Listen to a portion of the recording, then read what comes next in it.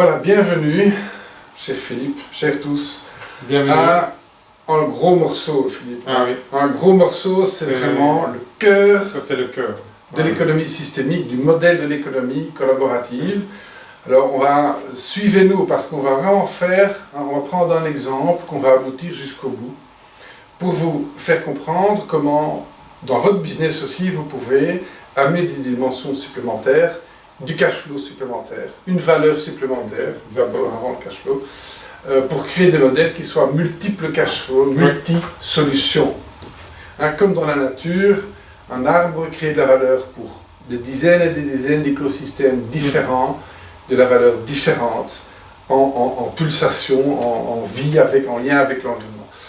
Voilà, alors, on va faire ça en 2 étapes. Première étape, on va prendre un exemple au hasard, donc on va le développer ensemble avec vous.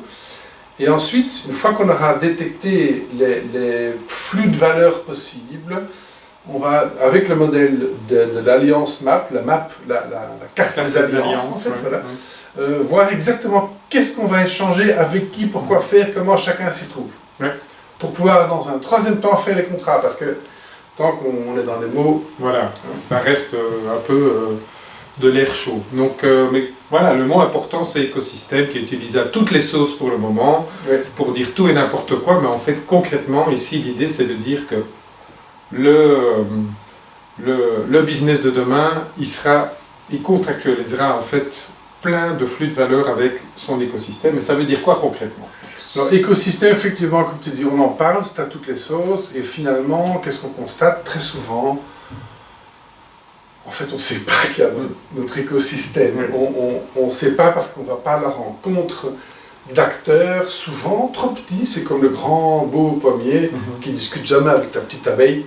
Bah, il ferait bien de discuter avec la petite abeille parce que si l'abeille ne revient pas, plus de pommes de la voilà.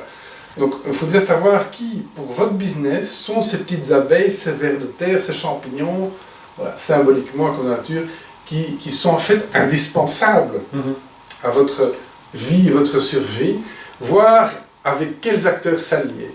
Et qu'est-ce qu'on constate? Quelque chose de très intéressant, c'est que parfois, quand on discute avec des gens avec qui on n'a jamais discuté, on trouve quand même des choses intéressantes à faire ensemble. Oui, des connexions, on se rend compte qu'il y a tout compte fait. C'est vrai que cette personne-là, elle a vraiment des choses intéressantes qui pourraient me nourrir en fait dans mes objectifs à moi et vice-versa. Sinon, si on n'a pas cette réciprocité, on reste dans une relation de fournisseur-client et puis c'est tout. L'idée ici, c'est de vous amener à constituer en fait un réseau de partenariat avec ces acteurs de l'écosystème qui va rendre votre activité encore plus résiliente et solide parce que ça ira au-delà de simplement un rapport purement économique et d'intérêt dans une seule direction. Alors, souvenez-vous de la vidéo sur la raison d'être, à quels grands enjeux nous voulons répondre avec notre business, qu'on va mettre ici au centre, qui sera, on va prendre pour l'exercice, on va prendre un exemple au hasard que tout le monde connaît. Une librairie dans le sens, voilà, une librairie vend des livres de plein de types différents, pour les plus jeunes, pour les plus vieux, du réalisme, du roman, enfin bref, la librairie qu'on connaît un peu toutes on va dire la librairie de demain, parce qu'on a envie d'être la librairie de demain, et on va la construire ensemble. Mais une librairie de demain qui aujourd'hui se pose de grosses questions pour dire, mais avec tous ces bouleversements qu'il y a autour de moi, quel est en fait mon avenir là-dedans? Comment est-ce que je peux encore exister demain et apporter ces valeurs multiples au monde de demain? Voilà. Donc on va partir de là de façon étape par étape. Alors faites-le chez vous en parallèle, votre entreprise au milieu, et vous gardez, parce qu'on ne pourra pas le mettre sur ce visuel-ci, c'est à quels grands enjeux vous voulez répondre. Vous l'avez déjà fait, ressortez ça, mettez-le à côté, parce qu'on en aura besoin sur ce visuel-ci. Alors, qui sont les parties prenantes, qui gravitent autour de cette librairie? C'est quoi l'écosystème d'une librairie en fait? On va y aller franchement, allons-y, tirons à vue. Bah, déjà, les éditeurs. Voilà, effectivement. Un autre, ce sont les écrivains, les auteurs. Les auteurs, voilà. Quoi d'autre? C'est amusant parce que là, en fait, première étape, on s'arrête, on ne sait pas. Bah oui, à part ça. On va acheter des éditeurs et on vend aux clients, les Ouais, lecteurs. des lecteurs aussi, oui. Ça. Puis lui a même le choix d'aller également vers Amazon, donc il doit choisir entre Amazon et la librairie du coin, la librairie de demain. On n'est pas sorti de l'auberge. Non. Alors autant vous dire, le résultat final de cet exercice, si c'est au moins 40 parties prenantes. Oui. Sachant que la 41e sera la plus intéressante. Oui. C'est l'invité mystère. On y reviendra. Oui. Ça, c'est la 41e. Voilà. C'est tout à fait à la fin. C'est celui-là qui va créer finalement le plus de valeur. On va continuer. Oui. Allons-y. Sortons. Juste pour vous montrer qu'on peut aller... Enfin, ça peut être le propriétaire immobilier. Parce que la librairie, elle est bien quelque part. Elle est bien hébergée dans un bâtiment. Et si elle n'en est pas le propriétaire, en tout cas, elle est en tout cas hébergée. Imprimeur. Oui. En général, l'éditeur achète à l'imprimeur le travail de l'auteur et le revend. Alors il y a le distributeur. Le distributeur, tout à fait, oui. Une librairie aussi, c'est un commerce dans un quartier. Donc en fait, une autre partie prenante, c'est la communauté locale, qui est au-delà du lecteur. Voilà, ça existe dans le paysage de la communauté locale. Commerçant du coin. Commerçant du coin. Je rajouterai à ça médias au pluriel, donc c'est presse écrite. Oui. Souvent, les librairies vendent des journaux, de la presse écrite. Voilà. Qui d'autre? Dans un autre cas de figure, puisqu'on parle de communauté locale, évidemment que avec son rôle de dynamique dans un centre-ville, vous allez avoir aussi les autorités publiques aussi, qui quelque part sont en lien, communes, provinces, régions, à plusieurs niveaux.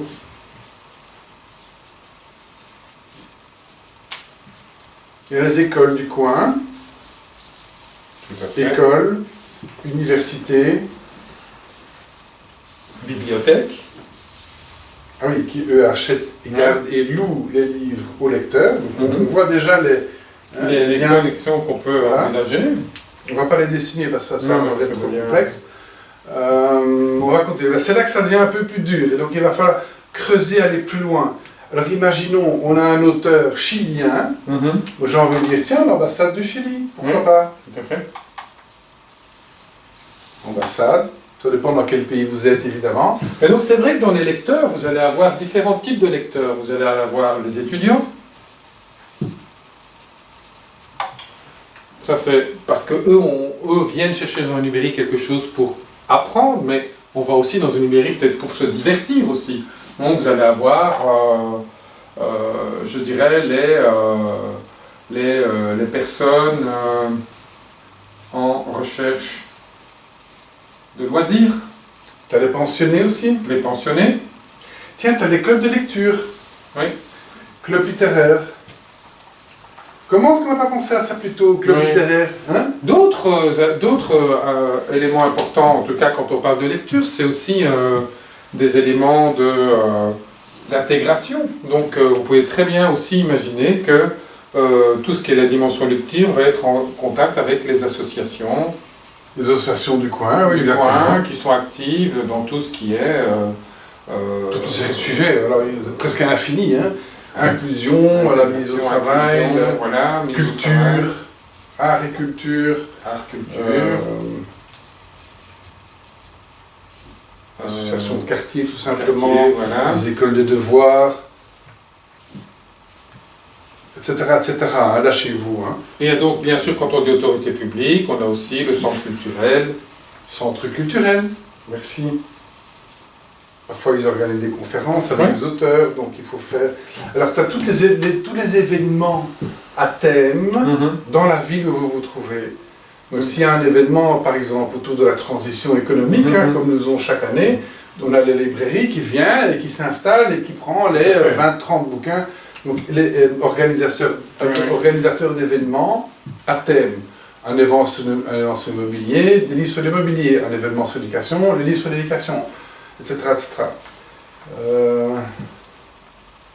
Vous voyez, plus on gratte, plus on sent quand même... L'éducation, la cuisine, Oui.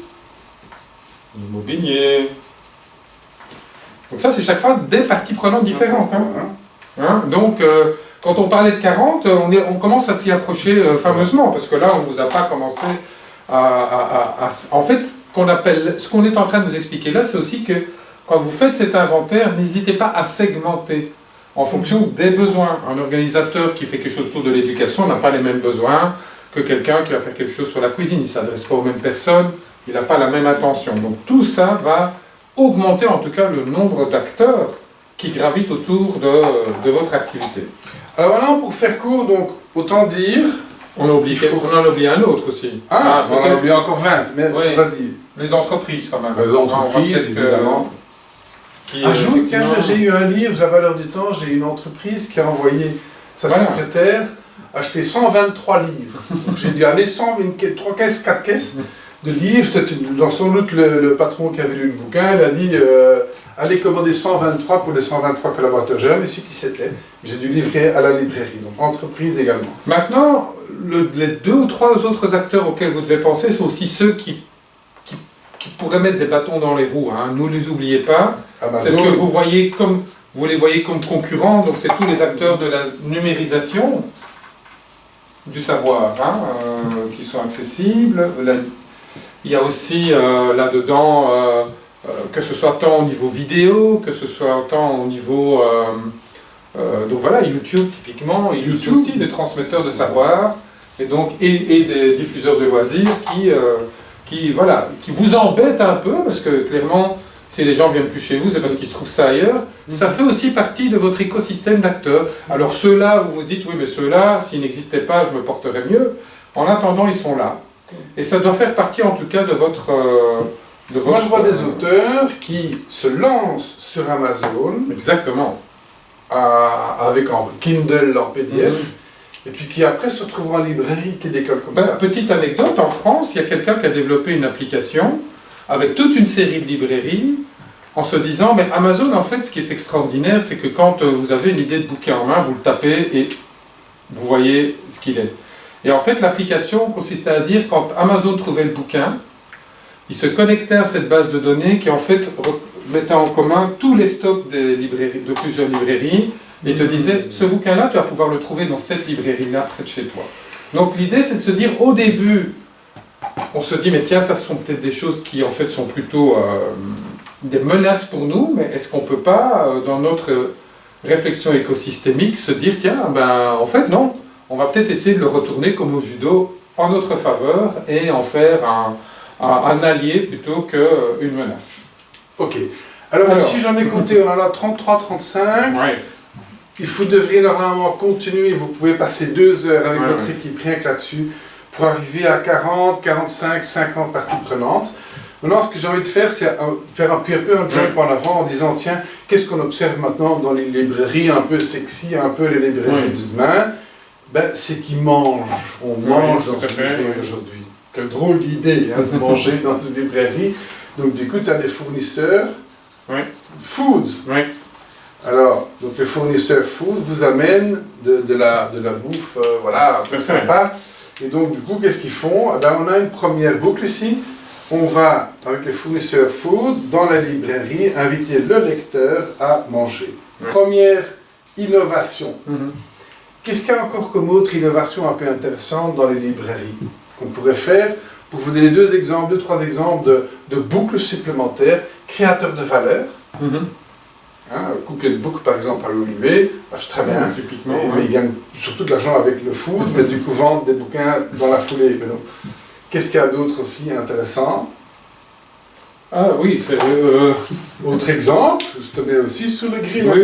Mais donc la librairie, elle, va pouvoir aussi connecter, en fait, on va prendre des associations de type école de devoirs, donc si on peut prendre un verre, donc la librairie est là, l'école de devoirs, et probablement mettre en contact avec des auteurs locaux qui ont trait en fait au sujet que les élèves, de manière à augmenter en fait la motivation, le fait d'entrer en contact avec des auteurs qui vont donner l'envie, vont permettre justement de stimuler en fait les jeunes qui sont là, et en même temps le faire peut-être dans la librairie, de créer un événement qui réunit à la fois les jeunes, les auteurs, pour pouvoir justement contribuer localement à l'épanouissement en motivation, mais aussi à faire connaître aussi les auteurs qui seront en émergence.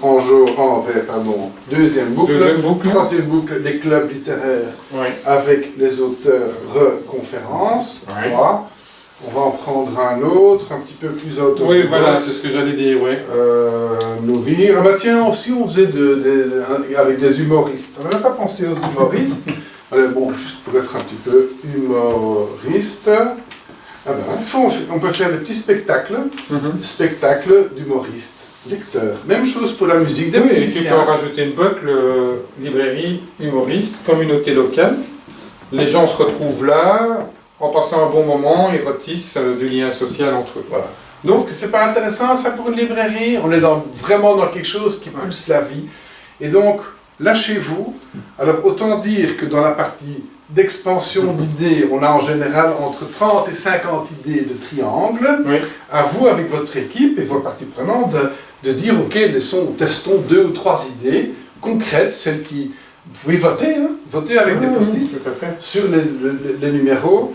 Et donc ça fait partie du processus d'innovation. En gardant dans la librairie la dimension livre au cœur, mais à un certain moment, il faut que vous vous disiez aussi, voilà, comme on l'a fait ici, le livre n'est plus une fin en soi, c'est un moyen de créer d'autres choses. Voilà.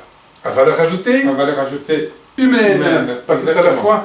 Exactement. Pourquoi? Parce que si l'humain s'y retrouve, s'il pulse la vie, trouve quelque chose qui nourrit son cœur, son cerveau et pourquoi pas son estomac, il va revenir et il va vous permettre en tant que libraire de créer du chiffre d'affaires supplémentaire qui vous a été mangé par Amazon, qui sont les grands méchants. Mais ces grands méchants vous ont obligé à faire des choses à valeur ajoutée humaine, du coup, quelque part, voilà, bienvenue à la transition.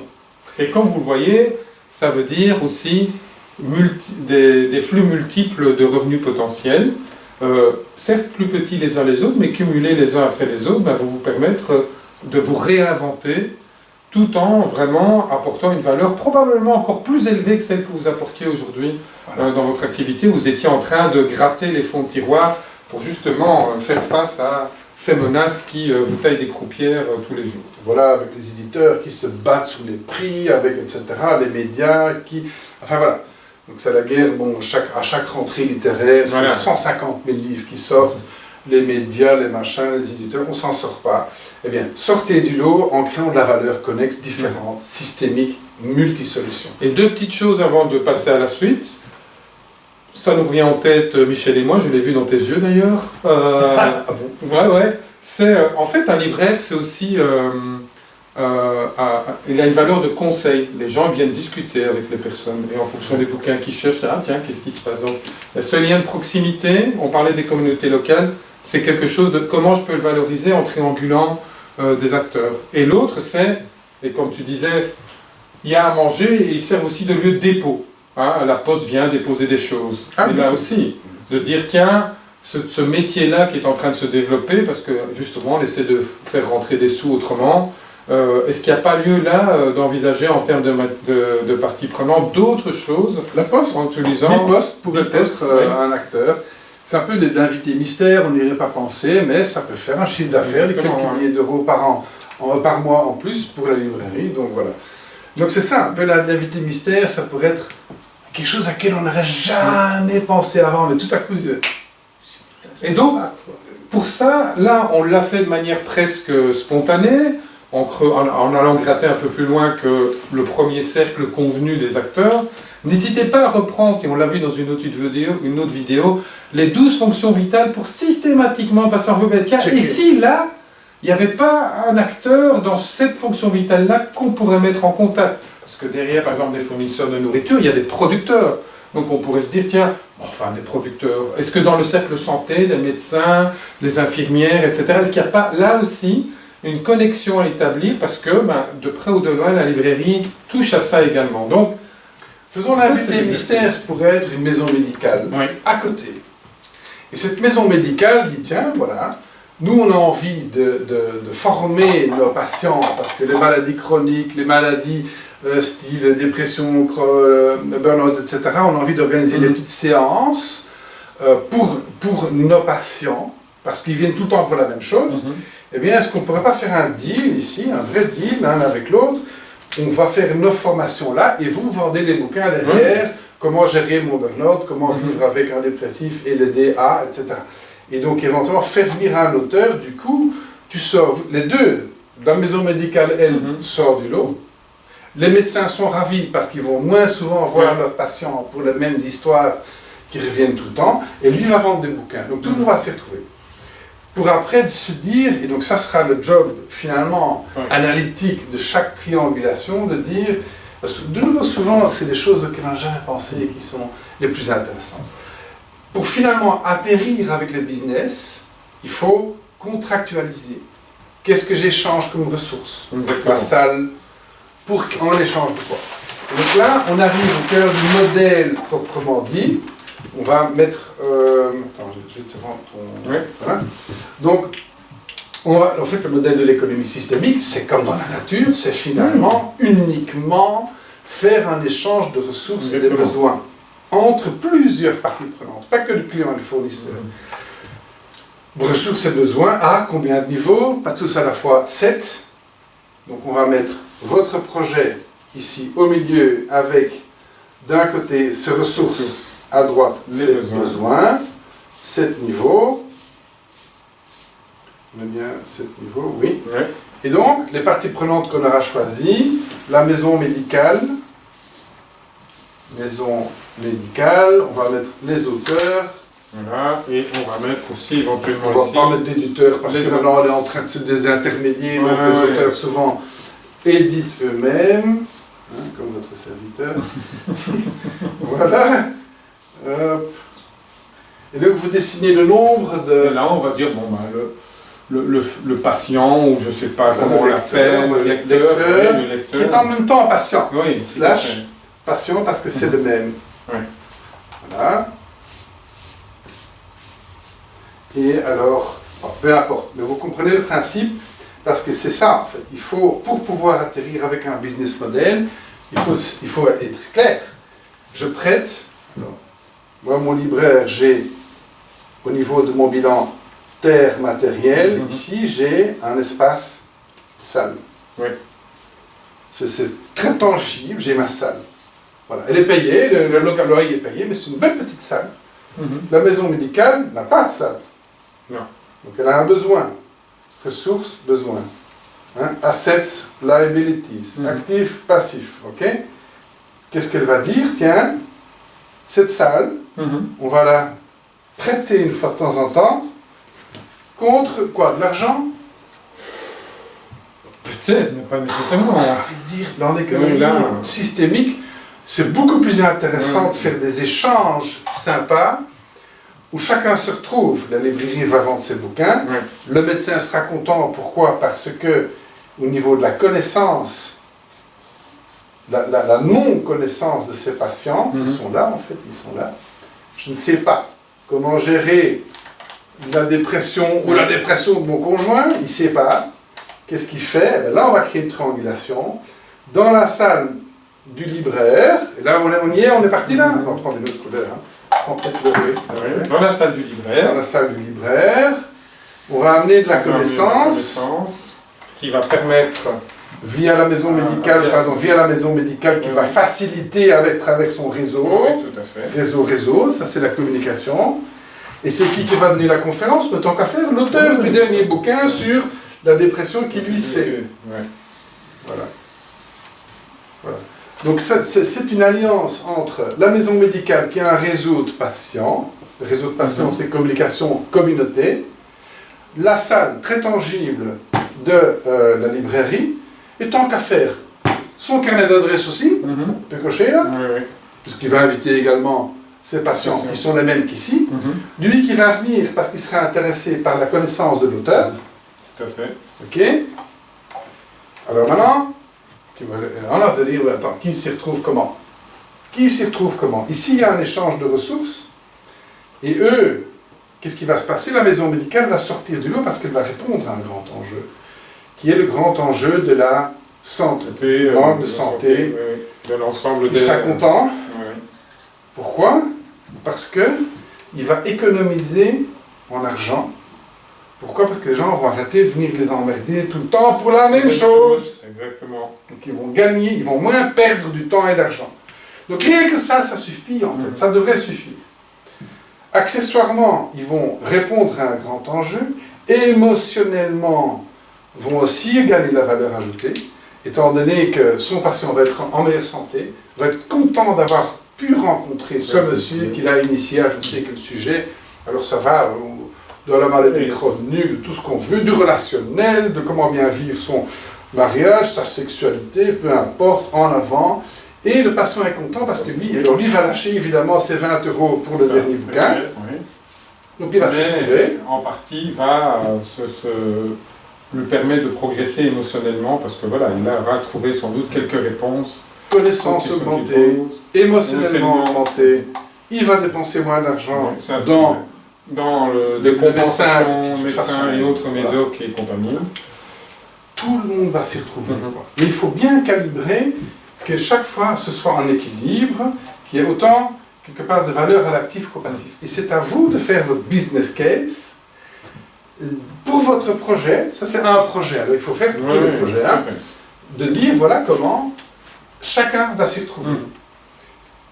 À la librairie va dire vous allez vendre de plus en plus de bouquins. En plus on va vous créer un trafic supplémentaire dans votre librairie. Ça va vous faire apporter de l'argent. Le patient, lui, il est ravi parce qu'il va venir en fonction de ses intérêts des auteurs respectifs, des auteurs qui vont l'intéresser. Donc, il va prendre quelque chose. Pour lui, sa librairie, ça va devenir un peu son point de chute. Si en plus, on va rajouter à ça, le manger. Voilà, c'est ce que j'allais dire. Voilà. Si de temps en temps, il peut venir manger quelque chose, passer un moment avec un copain ou avec une amie pour discuter le coup devant une bande dessinée, simplement chiller. Voilà, la librairie va devenir un peu son stand café, quoi. Tout à fait, voilà, un endroit où il sait qu'il peut trouver quelque chose de, je dirais, où il peut retrouver un peu plus de sérénité, de plaisir, et sans doute un endroit où il peut déposer des choses, alors qu'au départ, c'était juste un endroit où j'achète mon journal, mon bouquin, et puis basta, j'en avais, quoi. Alors, il y a quand même un catch. Oui, dans ça. Où est le là-dedans, hein, c'est ce que ça va être trop facile, oui, évidemment. Alors, vous savez où est le catch? C'est qu'on va faire un échange de salles pendant 2 heures contre un carnet d'adresses, contre un auteur qui va venir passer son temps, il faut que l'auteur s'y trouve aussi, contre un recarnet d'adresses. Voilà. On va échanger du tangible contre de l'intangible, du temps contre des objets, et donc faire cet échange, contractualiser ces deals, parce que ce sont des vrais deals, hein, ce sont des vrais business models. Il faut vraiment être très clair par rapport à ça. Ok, ma salle, pour combien de temps? Est-ce que ça va être pour toujours ou c'est simplement pour une fois? Bon, quel est le contrat, quoi? Et donc ça on en parlera dans la contractualisation. Mais c'est justement là qu'on va échanger des pommes pour des poires, pour des concombres. Voilà. Donc, on échange finalement des choses tangibles contre intangibles. Pommes, poires, concombres, fraises, framboises. Donc, qu'est-ce que dit fraise? Est-ce que ça vaut 2 framboises? Est-ce que ça dépend de la saison? Enfin voilà. C'est toutes ces discussions-là, il faut extrêmement bien les calibrer. Parce que même dans la nature, c'est toujours un échange de ressources. Tout le vivant fonctionne en échange de ressources. En symbiose. Donc, en symbiose. Et donc c'est important que effectivement tout le monde s'y retrouve. Donc on est bien dans une relation win-win-win-win-win, donc vraiment de réciprocité. Chacun y trouve son compte en fait dans ce nouveau flux qui est créé grâce à cela. L'autre chose qui est importante là-dedans, c'est qu'il y a quelque part on doit être capable de se questionner sur le rôle qu'on joue dans l'écosystème, parce que c'est plus tout à fait la même chose à partir du moment où je prends un hasard au hasard à la maison médicale en disant mais non, tout ce qui a trait santé, ça doit se passer chez nous. Il faut accepter de dire non, ça va se passer dans d'autres lieux, mais en sachant qu'on est acteur de la solution et pas le seul acteur de la solution. La librairie, idem. Non, mais moi, mon rôle, c'est de vendre des livres. Non. Là, le rôle va changer en disant non, je suis un lieu où il se passe des interactions sociales qui vont répondre à des besoins. La mission de la librairie n'est plus je vends des livres. Non, c'est un lieu de curiosité, d'apprentissage et de rencontre. Et le livre est un moyen, parce qu'effectivement, il est utilisé par plein de personnes pour s'informer, même parfois pour aller dans un lieu où ils rencontrent d'autres personnes aussi. C'est un lieu de socialisation. C'est ça. Dans la mission de l'entreprise, c'est vraiment ça. Il faut dire, ok, qu'est-ce que vous choisissez? Une librairie qui dit ma mission c'est de vendre des livres. Dans ce cas-là, vous fermez parce on que va sur Amazon fera ça mieux. Où c'est un lieu d'apprentissage, de curiosité, de rencontre et de progrès individuel et collectif. Waouh, moi j'ai envie d'en être. J'ai envie d'un membership. Moi, je vais vendre des memberships, tiens. On va avoir des abonnements. Ok. Et donc du coup, c'est là qu'on entre sur cette valorisation de l'intangible. L'intangible, c'est quoi? C'est les réseaux, c'est la connaissance, c'est voilà, cette curiosité. Et là, on crée un progrès. Alors au niveau de l'intangible, on connaît les 26 enjeux, il y a pas mal de marge de progrès à faire. Donc il n'y a pas de concurrence en fait. Du coup, une librairie à côté d'une autre, il y en a une qui va se concentrer plus sur la bouffe, l'autre plus sur les conférences. Très bien, ok, on peut vivre ensemble du coup. Hein? Et donc vous vous rendez compte, vous êtes un nouveau commerce, comme une librairie, vous arrivez dans un endroit et vous dites, la première chose que je vais faire, c'est d'aller identifier les connexions partenariales, symbiotiques que je peux établir pour en fait que j'ai un ancrage local qui va faire que je serai différent des autres. C'est quelque chose qui vraiment va vous permettre de pouvoir, en tout cas, utiliser dans le bon sens du terme, entendons-nous bien, la richesse en fait du territoire où vous trouvez pour pouvoir en fait apporter quelque chose que personne d'autre ne sera capable de fournir. Personne d'autre. Et ça, c'est valable pour une librairie, mais aussi pour une entreprise sur son territoire. Ça, ne l'oubliez pas. Ici, on a pris un exemple que tout le monde connaît, avec lequel tout le monde est familier. Mais vous pouvez très bien imaginer qu'une entreprise de fabrication de cosmétiques qui est sur un territoire va se poser les mêmes questions. Même travail. Même travail. Exactement le même travail. Donc, en quoi? Et alors, là où vous allez... Finalement, parce que là où ça va vraiment bugger, comme tu disais, c'est les égos. Oui, ça c'est mon truc, ça c'est à moi, ça c'est machin, t'as pris 1 euro en plus que moi. C'est des discussions, vous allez tomber dans le panneau. Oui. Tout le monde tombe dans le panneau, je vous rassure. Vous allez vous prendre le bec. Comment sortir de ça? C'est se raccrocher à la quête suprême qui rassemble tout le monde. Ok, qu'est-ce qu'on veut vraiment? Est-ce qu'on veut vraiment devenir cette alliance dont on a rêvé au début? Oui ou non? Ou merde? Ou est-ce que nos égos vont nous en empêcher? Est-ce qu'on est au service de quelque chose qui nous dépasse? C'est ça en fait le grand moteur de l'économie de demain, c'est le sens, qu'on soit tiré vers le haut par les valeurs les plus élevées qu'on peut amener. Les plus élevées. Donc quand ça discute, ça va discuter. C'est clair. Vous ne l'aurez pas. Ça va discuter. Raccrochez-vous à votre rêve d'origine. Voilà.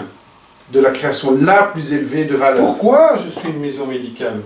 Pourquoi je suis une librairie? Et encore, comme on l'a dit, si c'est juste une librairie pour vendre du bouquin, alors là, attendez-vous à en baver.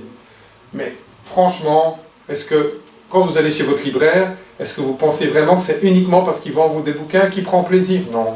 Il prend plaisir et quand il va prendre sa pension, ce libraire-là, vous donc, vous allez pouvoir être heureux en disant, tiens, j'ai rendu tout ce quartier ici plus lettré, plus curieux, plus avide d'apprendre. Ici, si le médecin qui gère la communauté de médecins autour dit, on a rendu notre patientèle plus autonome, plus capable de prévenir ce qui pourrait lui arriver, de mieux gérer sa santé. Plus heureux. Voilà. C'est ça, la valeur la plus élevée à amener. L'auteur aussi, si lui peut être content parce qu'il a vraiment amené de la valeur aux gens et que les gens puissent venir, ça m'a changé ma vie de pouvoir lire votre livre, c'est là qu'il va être vraiment heureux. Et le nombre de livres qu'il aura vendus, ça va jouer à un moment. Mais bien sûr, à un moment donné, chacun a, à un moment donné, à un moment ça doit résonner parce qu'il faut que ça reste, je dirais quoi, viable pour chacun. Voilà. Mais le sens dépasse le viable. Hein. La vraie traction. La vraie traction, Elle c'est est le là. sens. Oui. Le sens et les Et lui, 26 là, qui produit, s'il se dit, mais purée, moi, je peux augmenter de plus en plus la quantité de ce que je produis pour nourrir les personnes qui sont près de moi. Poutou, Local. pas loin, en local, de saison, bio, C'est- etc. C'est évident que si ce sens-là existe, Voilà, Ben- 26 grands enjeux vont vous tirer vers le haut. Et donc voilà, on va se voir maintenant dans la prochaine vidéo dans une des prochaines vidéos sur la contractualisation. Mais vraiment le cœur du modèle, c'est ceci. Ouvrez vos scopes, vos perspectives. et sur- osez ouvrir. Voilà. Allez tester, ça ne mange pas de pain, hein, une discussion Posez des avec questions. l'un ou l'autre. Après, vous allez entendre les remarques, les inquiétudes, les interrogations. Ben, ça veut dire qu'il y aura un intérêt. Si la personne se pose des questions, c'est que se disent oui, ok, mais pas n'importe comment. Ou il y a ça qui me fait peur. Et quand vous avez votre invité mystère qui arrive, invité mystère, voilà, vous rencontrez l'invité mystère et vous ne savez pas quoi.